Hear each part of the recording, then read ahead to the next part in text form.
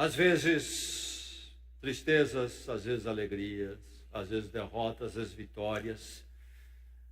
Muitas são as situações que o povo de Deus atravessa, eu e você. Isto não é novidade. Já era assim com o povo de Deus lá no Velho Testamento, séculos antes de Jesus Cristo. Mas em todos esses momentos, o povo de Deus sabe que ele deve buscar se aproximar do seu Deus. Este é o caminho, esta é a resposta para cada momento. O livro de Salmos é sobre isso, escrito séculos antes de Jesus Cristo, estes cânticos e orações do povo de Deus no Velho Testamento, a partir do concreto da vida. Vamos pensar um pouco mais hoje no Salmo 139, pensar um pouco mais no livro de Salmos. Salmo 139, a porção da palavra de Deus que vem ao encontro do seu caminho, da sua vida nesta noite, esta esquina da sua noite, da sua vida. A palavra o encontra no Salmo 139. Antes, vamos recordar e proclamar o Salmo 117, o menor dos salmos, mas que mostra a tônica dos salmos, que é buscar o Senhor e reconhecer quem Ele é e louvá-lo e adorá-lo em todas as situações. Vamos proclamar juntos então. Louvem o Senhor todas as nações, exaltem-no todos os povos, porque imenso é o seu amor leal por nós, e a fidelidade do Senhor dura para sempre. Aleluia. Agora o Salmo 139. Ouça a palavra de Deus, receba a palavra de Deus, abra o seu coração para a palavra. Senhor, Tu me sondas e me conheces, sabes quando me sento e quando me levanto, de longe percebes os meus pensamentos, sabes muito bem quando trabalho e quando descanso. Todos os meus caminhos são bem conhecidos por ti. Antes mesmo que a palavra me chegue à língua, tu já a conheces inteiramente, Senhor. Tu me cercas por trás e pela frente, e pões a tua mão sobre mim. Tal conhecimento é maravilhoso demais, está além do meu alcance, é tão elevado que não o posso atingir. Para onde poderia eu escapar do teu Espírito? Para onde poderia fugir da tua presença? Se eu subir aos céus, lá estás. Se eu fizer a minha cama na sepultura, também lá estás. Se eu subir com as asas da alvorada e morar na extremidade do mar, mesmo ali, a tua mão direita me guiará e me susterá. Mesmo que eu diga que as trevas me encobrirão e que a luz se tornará noite ao meu redor, verei que nem as trevas são escuras para ti. A noite brilhará como o dia, pois para ti as trevas são luz. Tu criaste o íntimo do meu ser e me teceste no ventre de minha mãe. Eu te louvo porque me fizeste de modo especial e admirável. Tuas obras são maravilhosas, digo isso com convicção. Meus ossos não estavam escondidos de ti quando em secreto fui formado e entretecido como nas profundezas da terra. Os teus olhos viram o meu embrião. Todos os dias determinados para mim foram escritos no teu livro antes de qualquer deles existir. Como são preciosos para mim os teus pensamentos, ó Deus, como é grande a soma deles. Se eu os contasse, seriam mais do que os grãos de areia. Se terminasse de contá-los, eu ainda estaria contigo. Quem me dera matasses os ímpios, ó Deus, afastem-se de mim os assassinos, porque falam de ti com maldade, em vão rebelam-se contra ti. Acaso não odeio os que te odeiam, Senhor, e não detesto os que se revoltam contra ti? Tenho por eles ódio implacável, considero-os inimigos meus. Sonda-me, ó Deus, e conhece o meu coração. Prova-me e conhece as minhas inquietações. Vê se em minha conduta algo te ofende e dirige-me pelo caminho eterno. Esta é a palavra de Deus.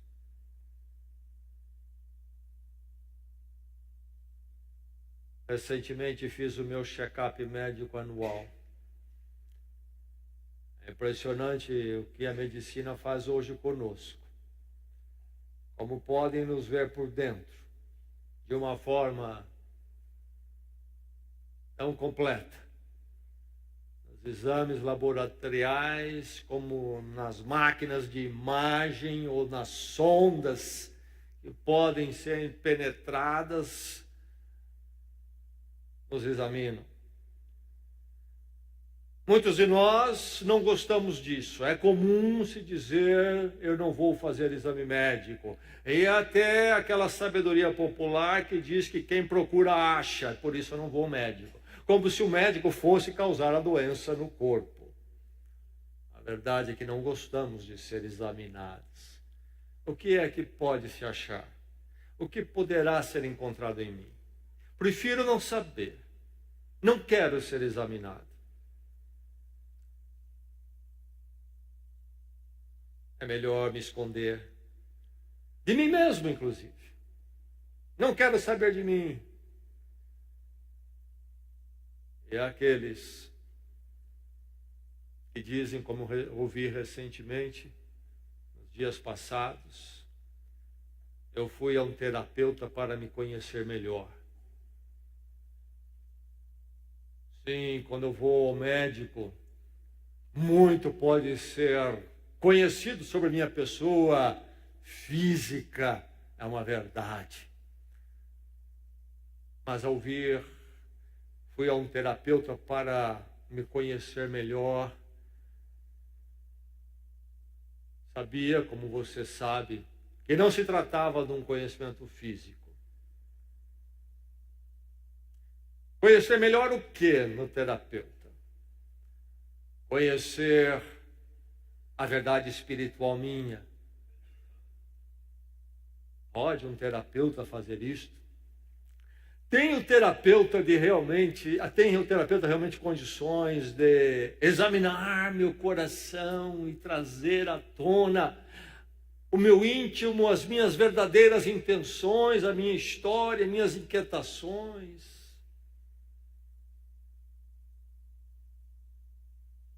Seria uma temeridade, seria uma ousadia tremenda projetarmos a ideia de que algum outro ser humano pode nos conhecer, pode conhecer aquilo que as Escrituras chamam de coração. Coração, na cultura hebraica, não coração como na nossa cultura, como mera expressão dos nossos sentimentos, habitação dos nossos sentimentos, não, mas a essência do meu ser, na cultura hebraica, o centro do meu ser. Pode algum ser humano realmente conhecer o coração humano? Tem algum ser humano capaz de me ajudar a conhecer o meu coração? Certamente que não. Certamente que não. Somente alguém tem o conhecimento pleno e o conhecimento capaz de conhecer a minha pessoa e torná-la conhecida de mim mesmo. E o Salmo é sobre isto, e o Salmo é sobre este conhecimento pleno, e o Salmo é sobre a necessidade de você ansiar ser plenamente conhecido. Como? Se ser humano nenhum pode fazer, se o melhor exame médico pode apenas trazer a verdade do meu físico, como realmente o meu ser, a minha pessoa, aquele verdadeiro eu pode ser plenamente conhecido? Pode. Anseie por esse pleno conhecimento. Você realmente anseia, você está pronto para se encontrar com Ele. Isto é preciso, diz a palavra de Deus nesta noite. Você precisa ter esse anseio, ansiar ser plenamente conhecido. Que nesta noite a palavra de Deus o mova nessa direção, em ser plenamente conhecido. Anseio ser plenamente conhecido. Acerte-se então com o saber de Deus. Só há uma forma de ser plenamente conhecido. É preciso se acertar com o saber de Deus. Esse salmo é um salmo que se lê, e se lê, e se lê, e cada vez que se lê, o maravilhar-se se renova, não é verdade? O salmista ficou maravilhado quando ele escreveu, quando ele pensou no que ele escreveu, e nós, quando lemos o que ele escreveu, ficamos maravilhados. O que nos maravilha neste salmo? É o saber de Deus. Deus realmente sabe. Deus sabe em verdade. O verso 3 fala do saber de Deus, o conhecer de Deus do meu cotidiano, do meu levantar, do meu sentar, do meu trabalhar. Deus sabe, Deus sabe. Mas também o verso 4 fala que Deus conhece até a minha intenção. Antes da palavra minha ser proferida, Deus já a conhece. Na minha intenção, Deus conhece as minhas intenções. Deus é aquele que está sempre perto de mim, me conhece, seja em qualquer lugar, na sua onisciência, saber pleno, como na sua onipresença, a sua presença em todos os lugares. Diz o salmista, se eu for aos céus, no verso 8, ele diz, ali o Senhor está, e se eu optar então pela sepultura, verso 9, ali o Senhor também está, e se eu for para os oceanos, a ilha mais longe, lá o Senhor está. E se eu partir para as trevas mais densas? As trevas, diz, a partir do verso 11, nada são como a luz, não há trevas, densa demais que os olhos de Deus não penetrem e me vejam ali. Esse Deus que tudo sabe, inclusive me viu no ventre da minha mãe. Não somente me conheceu ali, mas antes ele já conheceu os meus dias, também a minha história. Saber pleno, ser plenamente conhecido, é preciso ser conhecido por Deus. Só Ele realmente sabe, realmente conhece. Quem tem este conhecimento de Deus descrito aqui? Qual ser humano ou qualquer outra fonte de conhecimento que possa se conceber chega perto do conhecimento de Deus? Você já acertou-se com isso? O seu Deus, como é que é? Quando você pensa em Deus, você pensa no quê? Você lembra de quem Ele é e de como, em sendo quem Ele é, Ele o conhece dessa forma? Não há para onde fugir da presença de Deus. Não somente não há para onde fugir da presença de Deus, diz o salmista, como também não há para onde fugir do conhecimento de Deus. Não somente Ele está onde eu for, como também Ele sabe quem sou eu. É maravilhoso isto. Pergunto, e se nesse universo nosso, nessa história nossa, na história humana e na história da sua vida dentro da história humana, se alguém não conhece plenamente, como é que ficam as coisas? Estamos entregues então ao quê? Ninguém sabe tudo. a existência fica entregue à finitude humana. Quem tem o melhor do conhecimento nesse universo todo, neste mundo, o ser humano. Mas nós sabemos que, por mais maravilhoso que seja o nosso saber e conhecer, é tão limitado. Somos seres da finitude.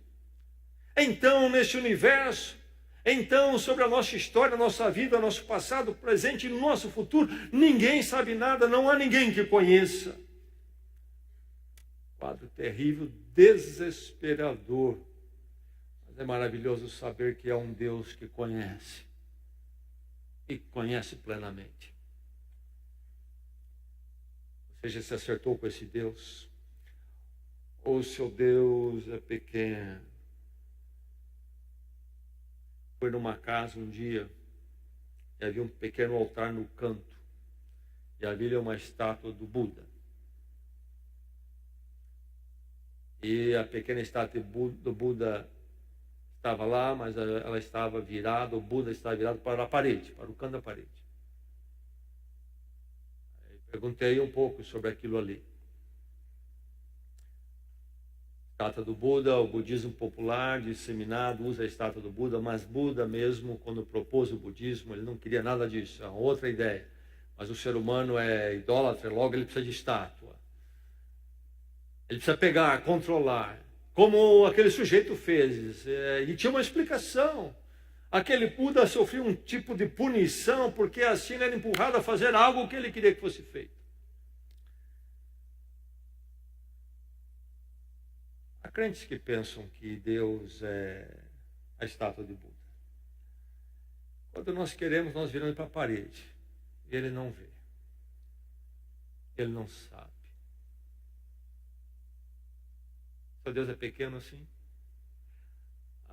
Quando nós olharmos quem nosso Deus é, nós vamos ficar com o salmista, fica aqui no Salmo diversas vezes. Ele usa expressões que poderíamos traduzir todas elas como eu fico de boca aberta. Quando eu começo a pensar no meu Deus e o saber dele, eu fico de boca aberta. Anseie ser plenamente conhecido, mas você não será plenamente conhecido enquanto você não se acertar com o saber de Deus, a extensão do saber de Deus, e então se acertar com esse Deus que tem a extensão desse saber. Tomarmos consciência de quem esse Deus é. Anseie ser plenamente conhecido, acerte-se com o saber de Deus. Anseie ser plenamente conhecido, submeta-se ao exame de Deus. Aí vem a hora difícil. Esse salmo é tremendo, é maravilhoso, canta sobre a grandeza de Deus, mas há uma virada no meio do salmo que provavelmente, se você leu já antes com atenção, talvez nesta noite, você sente-se desconfortável, na verdade. A partir do verso 19, é como se você estivesse indo num carro em alta velocidade, cada vez mais depressa, o salmista cantando, não há como fugir da tua presença, o Senhor sabe todas as coisas, e aquele carro veloz, então, nessas verdades, e de repente é como se tivesse um cavalinho de pau e virasse. Verso 19, quem me dera matasses os ímpios. E aí ele continua. O que acontece? Entende-se que este salmo foi escrito provavelmente pelo rei Davi, pelo que indica a tradição, numa hora difícil, numa hora de oposição. É o rei Davi reinando em Israel, segundo o plano de Deus, o plano redentivo de Deus, inclusive haveria de desembocar em Jesus Cristo. E Davi está ali nas suas imperfeições, etc., mas procurando fazer a vontade de Deus. E pessoas, então, movidos contra o plano de Deus, se levantam. E há um momento, então, que ele está vivendo terrível. Há inimigos da obra de Deus. Inimigos de Davi, do trono, sim, mas inimigos, na verdade, do que Deus estava fazendo através de Davi, faria através dos outros reis, Israel, etc. Enfim, inimigos de Deus. E Davi olha essas pessoas e ele fica indignado. Aliás, você fica indignado com aqueles que se opõem a Deus, à vontade de Deus, à verdade de Deus, ou isso não lhe incomoda? Talvez é por isso que você estranha um pouco a linguagem de Davi aqui. Você vê o pecado, você vê na televisão ali, o diabo sapateando de forma colorida, atrativa, e aquilo não lhe traz nenhuma indignação, não lhe revolta. Não era assim com Davi. Ao ver as pessoas afrontando Deus, andando longe dos caminhos de Deus, aquilo produzia nele uma consternação, chamada oração imprecatória, pedindo justiça da parte de Deus. E quem de nós não quer justiça diante da injustiça? Mas, em tudo que ele fala, das palavras difíceis, Davi pede a Deus justiça. Ele não diz que ele vai fazer justiça com a sua mão. É diferente. É diferente. Ele não é um justiceiro. Ele quer que Deus faça justiça. A justiça pertence ao Senhor. Mas quando ele então clama a partir do verso 19, Deus venha e haja àqueles que se levantam contra ti. E quando eu vejo isso, ó Deus, vejo os seus inimigos, eu sinto como eles são meus inimigos também. Faça alguma coisa, Senhor. Intervenha nessa situação. Não deixe o mundo continuar assim, no domínio satânico, na destruição. Ó Deus, faz alguma coisa. Clamor imprecatório pela justiça de Deus. Mas depois de clamar de forma tão forte e firme, e ele termina: tenho por eles ódio implacável, verso 22, considero-os inimigos meus. Daí é outra virada no andamento do salmo, da poesia. Considero os inimigos meus, sonda-me, ó Deus, e conhece o meu coração. Será que quando eu peço tanto justiça, ao ver o caminho dos outros, será que eu tenho olhado também os meus caminhos? Será que quando eu vejo tão bem, de forma tão clara, os caminhos tortos dos outros, eu consigo enxergar com a mesma clareza o meu? Davi conhece essa armadilha. Por isso, depois de clamar pela intervenção de Deus e dizer que ele vê o erro dos outros, ele verifica que ele mesmo não seja enganado por si mesmo. E ele entende que é possível o coração dele enganoso enganar ele mesmo. E ele então pede a Deus: quando eu julgo tantos outros, eu analiso os outros e dou meu veredito, eu preciso que o Senhor olhe o meu coração. Sonda-me, ó Deus, e conhece o meu coração.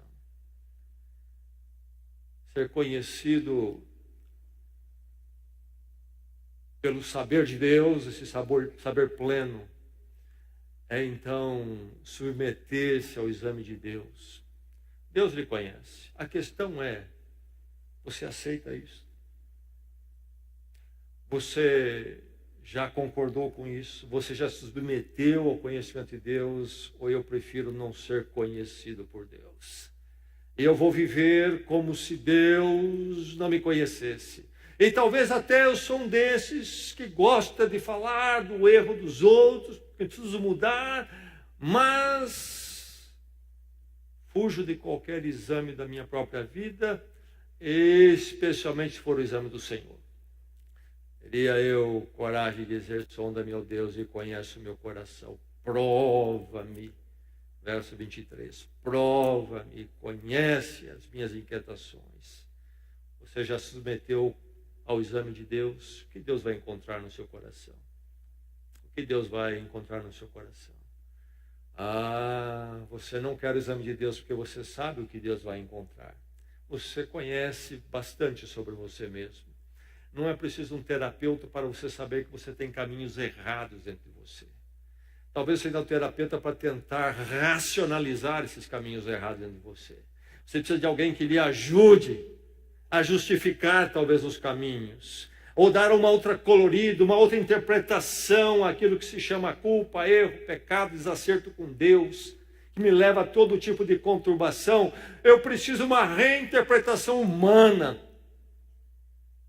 Eu preciso de um outro ser humano, como eu. Vamos a uma maquinação humana. O exame de Deus, você sabe como é, porque você sabe como é o saber de Deus.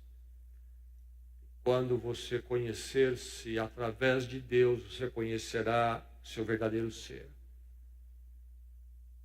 E a verdade, a hora da verdade terá chegado. Todos os currículos morais e religiosos vão cair por terra, na verdade. Você vai se sentir vulnerável e exposto. E assim como aquele que não quer ir ao médico com medo de que o médico vai descobrir alguma coisa, eu também não quero ir a Deus, porque eu sei que Deus vai descobrir quem eu sou verdadeiramente. E eu quero manter a minha manobra, a minha fachada. Jamais eu oraria, conhece-me, ó Deus, prova-me, ó Deus. Você quer conhecer a você, realmente, examine seu coração com Deus. Tenha coragem. Peça a Ele quebrantamento, humildade, e vá examinar seu coração com Deus, e você vai conhecer quem você é. Vai conhecer a partir até das intenções. Antes que a palavra chegue à minha boca, o Senhor conhece. Deus não vai conhecer aquilo que eu mostro, que eu quero que seja visto. Deus vai conhecer, isto vai me revelar verdadeiramente quem eu sou. Submeta-se ao exame de Deus, seja plenamente conhecido, aceite ser plenamente conhecido. Aceite ser plenamente conhecido. Por quê? Porque desfrute do ser conhecido por Deus. Isto mesmo, a palavra é desfrutar. Desfrute do ser conhecido por Deus. Mas se o conhecer de Deus expõe todo o meu ser, minha miséria, minha realidade, meus atalhos, minhas conturbações, meus conflitos. Por quê? Por que dizer que isso é desfrutar? O salmista diz sim, é um desfrutar. E você nesta noite precisa desfrutar do ser conhecido por Deus. Há um prazer no conhecer de Deus neste salmo. Você percebeu isso? Há um prazer em ser conhecido de Deus. O salmista diz no verso 17: como são preciosos para mim os teus pensamentos, ó Deus. Como é grande a soma deles. Ele está falando da maravilha de Deus que sabe todas as coisas, mas então sabe sobre ele também. E nisto ele diz: há uma preciosidade. Encontrei um tesouro. Não encontrei uma miséria. Ele diz mais, no verso 5, ele diz: tu me cercas por trás, pela frente, e pões a tua mão sobre mim. Esse Deus que está sempre ali, sabe tudo sobre mim, Ele também põe a mão dele sobre mim. Há algo maravilhoso nesse conhecer, nessa presença constante de Deus. O verso 9, o verso 10, ele diz: se eu subir com as asas da alvorada e morar na extremidade do mar, mesmo ali, a tua mão direita me guiará e me susterá. Algo maravilhoso em saber que a minha vida, a história e o universo não está entregue a si mesmo, e é o meu conhecimento finito, ao seu conhecimento finito, ao conhecimento finito do homem mais inteligente. Não, a minha vida e todo o universo, então, está dentro do conhecimento de Deus.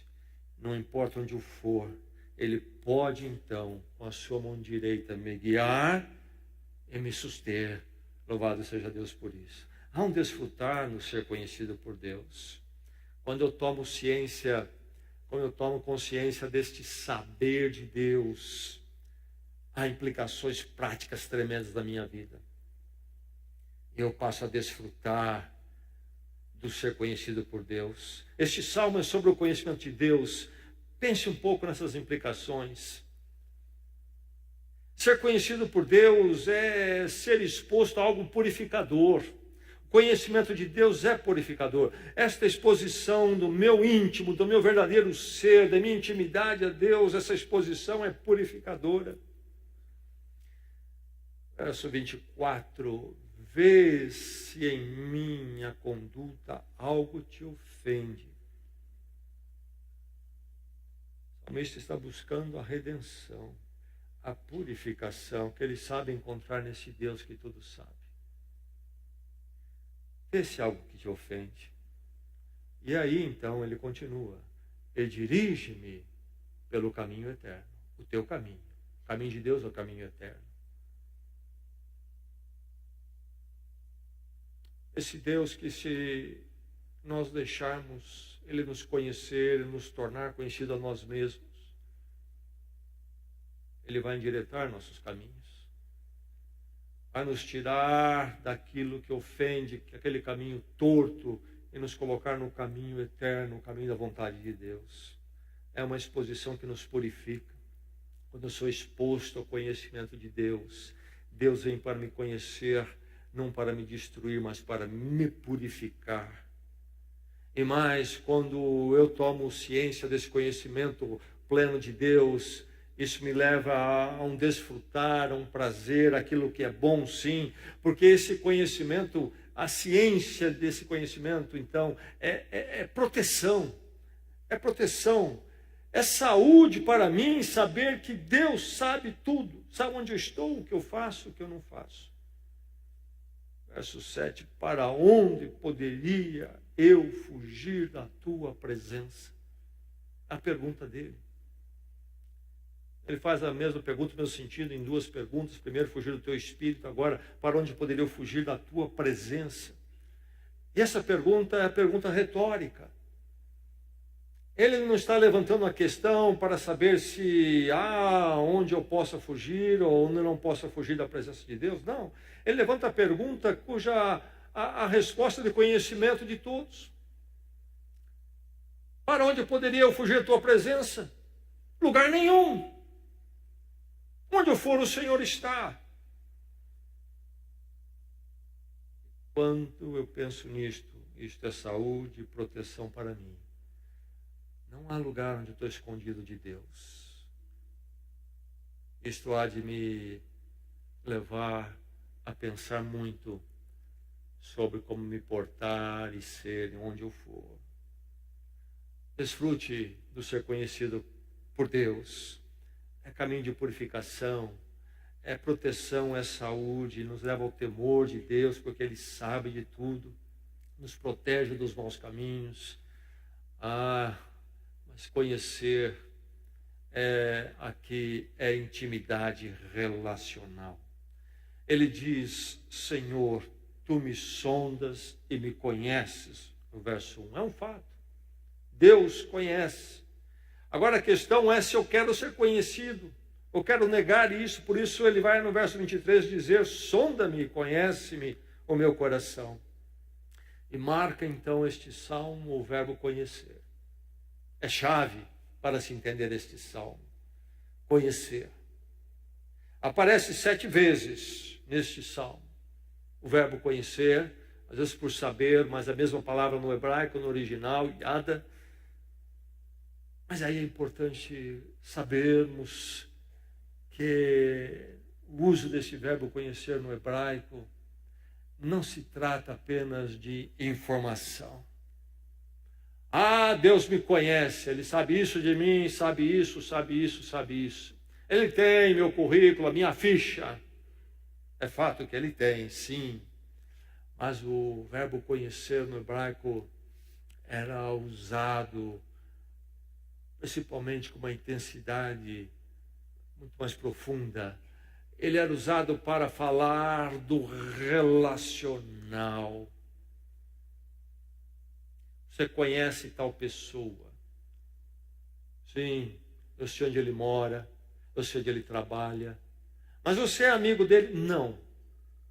Não. Você conhece tal pessoa? Sim, eu sei onde ele mora, onde ele trabalha. Você é amigo dele? Sim, eu tenho um relacionamento com ele, eu o conheço. Eu o conheço.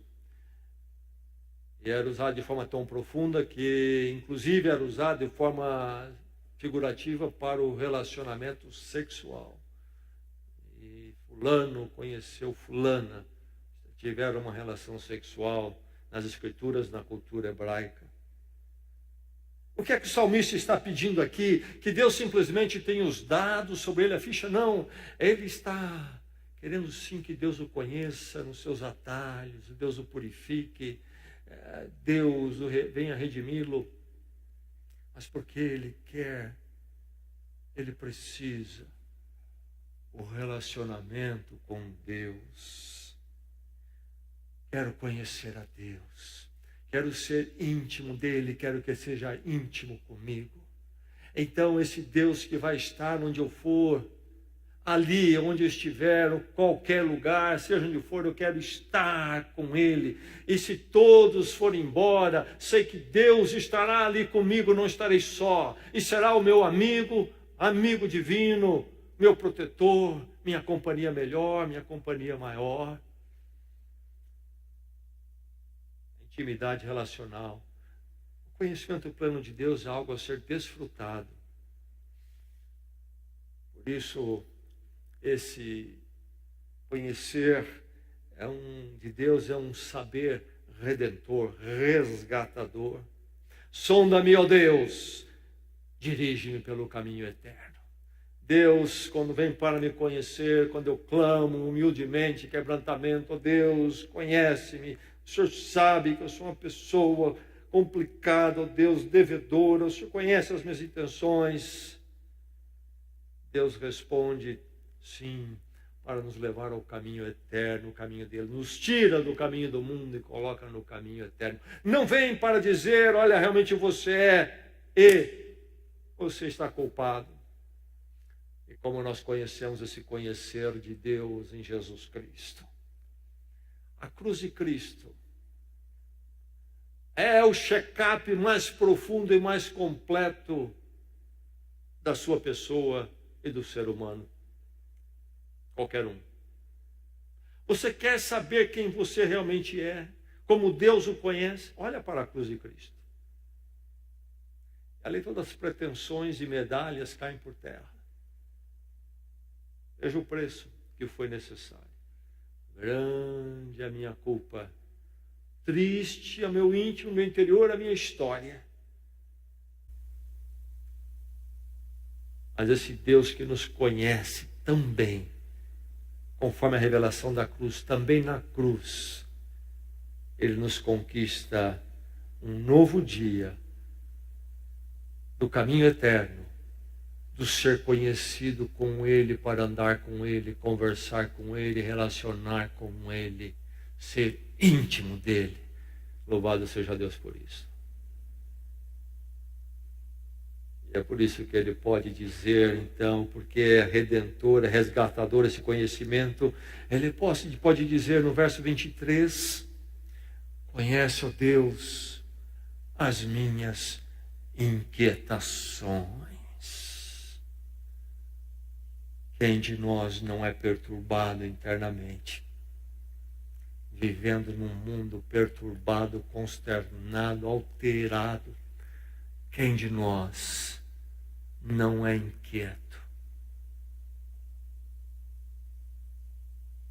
Conhece, ó Deus, as minhas inquietações. Conhece por quê? Porque nele há resgate e redenção. Ele pode dar estabilidade ao meu íntimo. Ele pode dar direção à minha existência. Ele pode me colocar no caminho eterno. Sonda-me, ó Deus. Conhece-me. Prova-me. Você anseia por esse conhecimento? Vamos orar. Vamos à presença do Senhor.